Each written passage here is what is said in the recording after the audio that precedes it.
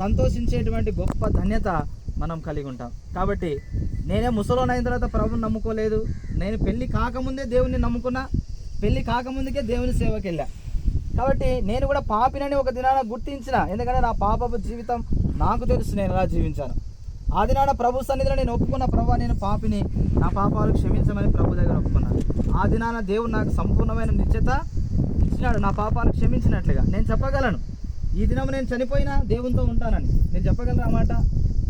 ఇక్కడ ఉన్నవారు ఎవరైనా చెప్పగలరు అన్నమాట. ఒకవేళ చెప్పేటట్లుంటే సంతోషమే, ఒకవేళ చెప్పలేకపోతే ఇది మిక్కిలి అనుకూల సమయము, నేడే రక్షణ దినం అని ప్రభు చెప్తున్నాడు. ఈ దినమే ఎవరైనా పాప క్షమాపణ పొందకపోతే యేసు ప్రభువును విశ్వాసం ఉంచండి. ఎటువంటి బలహీనతలు ఉన్నప్పటికీ కూడా దేవుడు తీసివేస్తాడు, ఆ బలహీనతలన్నిటి నుంచి కూడా తొలగిస్తాడు. ముఖ్యంగా యవనస్తులు, మనం యవన కాలంలో ప్రభుని తెలుసుకోవాలా, రక్షింపబడాలా, పాప క్షమాపణ పొందాలా. ఈ క్రైస్తవ జీవితం అనేది ఏదో నామకార్థంగా జీవించేది కాదు. దేవుని కొరకు మనం జీవించినప్పుడు ఈ లోకం విడిచిపెడితే, ఇక్కడ దేవుని వాక్యం రాయబడింది, నా యందు విశ్వాసం ఉంచువాడు చనిపోయినను. కాబట్టి ఒక దినాన ఈ లోకం మనకు శాశ్వతమైనది కాదు. పాట పాడుకుంటా వచ్చాం, పరదేశులం మనం. ఈ లోకంలో ఎవరండి మనము? పరదేశులము, యాత్రికులం.